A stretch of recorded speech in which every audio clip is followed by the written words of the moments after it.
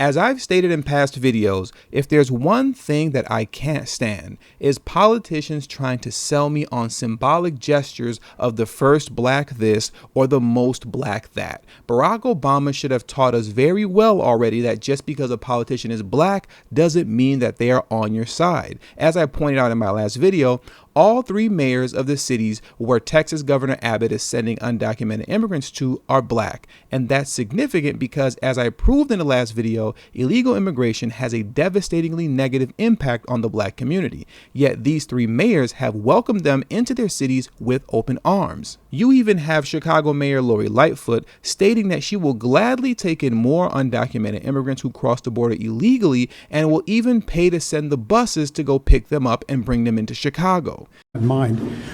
Texas, obviously, if none of these migrants were sent anywhere else, would have to bear all the brunt of this themselves. Aren't these migrants better off going to places like Chicago, welcoming cities to get cared for?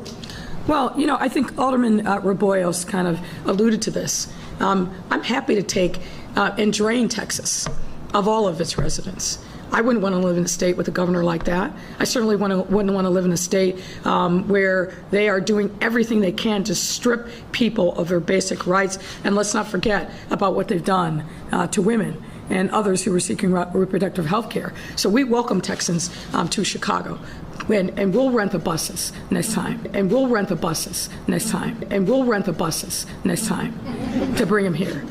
Now, when it comes to black politicians, and to be even more specific, the Democrat ones, the saying that all skin folk ain't kinfolk is a drastic understatement, because in reality, politicians like these are nothing more than the black surrogates of white supremacy. Their usefulness comes from the government's ability to be able to hide behind these black faces while pushing forth legislation and policies that hurt black Americans, rendering your complaints and grievances about either how racist a policy is or how it negatively impacts the black community irrelevant. And why is your complaint or grievance irrelevant? Because it was a black man or woman who pushed it forward and made it law. Therefore, any type of complaint that you have based on race becomes instantly baseless and nonsensical.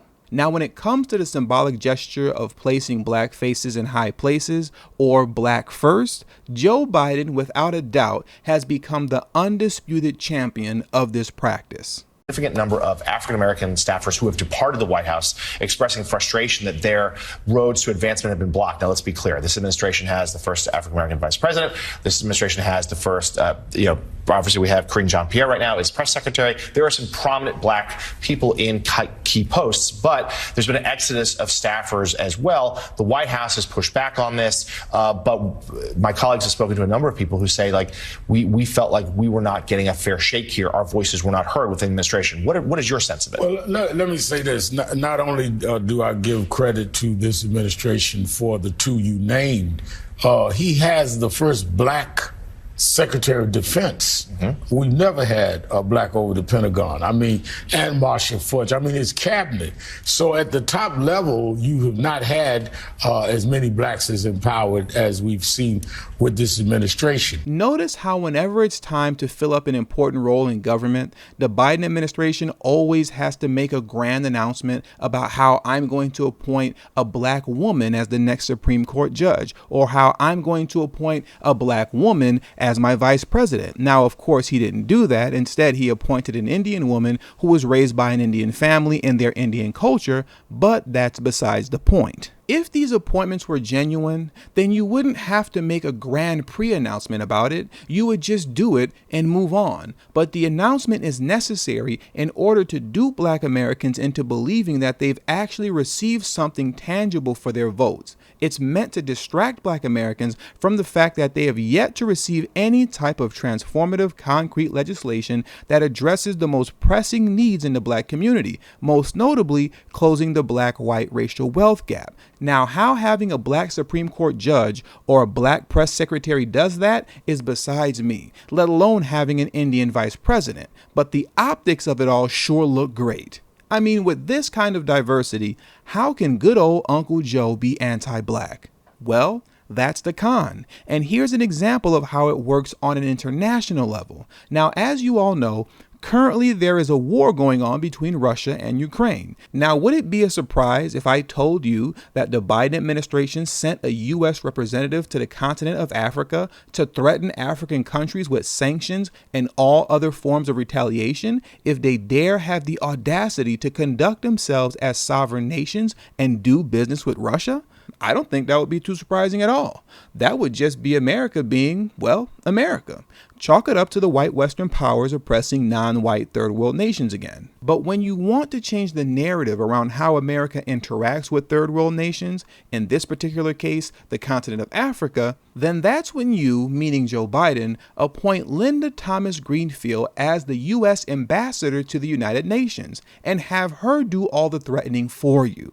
A U.S. diplomat warns African countries against buying anything from Russia except grain and fertilizer. Ahead of a trip to Uganda and Ghana this week, a U.S. ambassador of the United Nations, Linda Thomas Greenfield, said in an interview that it would be a listening tour and that she wanted to find solutions, not assign blame, over a food insecurity crisis intensifying on the African continent since Russia's invasion of Ukraine. But after arriving in Uganda, she warned African countries that there were red lines they should not cross. Now, here's the important part. Countries can buy Russian agricultural products, including fertilizer and wheat, Ms. Thomas Greenfield said on Thursday, according to the Associated Press. But she added, if any country decides to engage with Russia where there are sanctions, then they are breaking those sanctions. We caution countries not to break those sanctions, Ms. Thomas Greenfield said, because then they stand the chance of having actions taken against them. Most African countries have tried to stay well out of Russia's fight with Ukraine. Nevertheless, they have suffered its consequences. Russia and Ukraine are major exports of grain to African countries, and rising prices as a result of the war, compounded by droughts, conflict, and lingering economic effects of the pandemic, have hit families hard. How effective Ms. Thomas Greenfield's warning will be is uncertain. Even if African countries are punished for buying Russian oil, some may decide it is a price worth paying. Staggering fuel price increases and shortages have already hit hard and have driven food prices still higher. After Ms. Thomas Greenfield's visit, the Ugandan president said on Twitter, if they really want to help Africa, they would consider separating us from the sanctions in a war where we are not participating. Now, what the Ugandan president is failing to understand is that Biden doesn't respect Uganda as its own sovereign nation, nor does it respect any other African nation as such. Hence, by way of a black woman, threats are being levied against African nations to either choose the side of America and its Western allies or suffer the consequences. And the significance of these threats being levied by a black woman is that obviously, number one, she's black, which mitigates the racist component to the threats being made. But secondly, she's a woman, meaning non-threatening. Let me take a moment to explain that. Now, on the surface, women by and large symbolize gentleness, softness, compassionate, caring, and so on. Men, on the other hand, symbolize the complete opposite. Women do not represent the symbol of a threat. Men, on the other hand, do. So as far as optics are concerned, having a woman show up downplays the seriousness of these meetings going on in Uganda and other African nations. Now, it doesn't mean that what's happening there isn't serious, but we're talking about optics here. So now, coming back to Ms. Thomas Greenfield, the initial optics of her being in Uganda is that of a black woman in a high position appointed to her by the President of the United States, simply having a diplomatic conversation. So what's the matter with you, TD? Do you feel threatened by a woman in power? Is that what my issue is? Certainly not. My issue is with Biden using a black woman to issue very serious white supremacist threats to African nations, knowing that if I or any other man criticizes this, then we can easily be written off as a misogynistic woman hater. But if you take a moment to put the symbolic optics to the side, then you'd understand that when Ms. Thomas Greenfield speaks, that's actually Biden speaking. And it's then that you'll understand how serious these white supremacist threats actually are. Now, I want to take a moment to play a quick news clip of Ms. Thomas Greenfield's visit to Uganda, and then we'll come back to this discussion. U.S. U.S. ambassador to UN issued a warning last week saying that African nations will be punished if they trade in U.S.-sanctioned commodities. Richard Musjoka tells us more. American diplomat Linda Thomas-Greenfield recently issued a warning saying that if a country decides to engage with Russia where there are sanctions, then they will stand the chance of having actions taken against them. Thomas Greenfield said this during her visit to Kampala City, Uganda, after meeting with President Yoweri Museveni.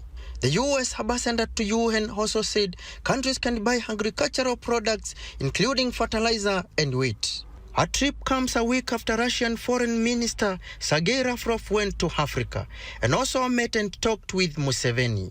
To recall, Museveni, a U.S. ally, did not criticize Russia's invasion of Ukraine, and during his meeting with Lavrov last July, he said that Uganda is seeking closer cooperation with Russia and wants to trade with all countries of the world. He also said Uganda refuses to fight other people's enemies. And last week, Thomas Greenfield said Uganda and an African country has the right to choose who their friends are and who their enemies are. Whoa, did you hear what she just said? Let me play that one more time. And last week, Thomas Greenfield said Uganda and an African country has the right to choose who their friends are and who their enemies are. She said, meaning Biden said, Uganda and other African countries have the right to choose who their friends are and who their enemies are. Translation, my enemies are your enemies, and if you choose to do business with my enemies, then guess what? Now you're my enemy. Those are your options. Choose wisely. The diplomat also said they are a friend of Uganda. However, she said if a country decides to engage with Russia where there are sanctions, then they are breaking those sanctions. And we caution countries not to break those sanctions because then, if they do, they stand the chance of having actions taken against them. Museveni, on the other hand, maintained that he will not side with anyone and only does so to serve the interests of Uganda. So it looks like the Ugandan president is standing firm on not taking a side and instead doing what's best for Uganda. And it appears that other African nations are doing the same as well. Now, how this will play out for these nations has yet to be determined. But one thing is for sure. When you start hearing buzz statements of the first black this to be appointed to said position and the most black that to be appointed to said positions, you can rest assured that these people are being placed to be used against you as well as the greater black global population as a whole. And with all that being said, that does it for today's video. Please make sure you hit the subscribe button as well as the bell notification next to the subscribe button so you can be notified whenever I release a new video. All social media links will be pinned in the comment section below. Please make sure you text tdhiphop to number 33222. That's tdhiphop to number 33222. That way you'll get a direct text notification whenever I release a new video, but it also serves as a protection plan for myself in case YouTube ever gives this channel the axe. I'll be able to send you a direct link to where you can find me next. And last but not least, for those of you who have a love and appreciation for the work that I put in on this channel, the number one way you can show your support is through Patreon. For only $3 a month, that will help put me in position to take TD Hip Hop Media off of YouTube. Remember, the goal is not to grow big on YouTube, but to grow independent of YouTube. And for those who have issues with joining Patreon, you could also hit the join button that's next to the subscribe button, and that way you can become an official channel member for as little as $3 a month as well. And lastly, if you have not already, please make sure you join the emailing list. There is no way that I can go independent of YouTube if I cannot take the audience with me. And the link to that will be pinned in the comment section as well. Thank you for your time, and until the next video, peace.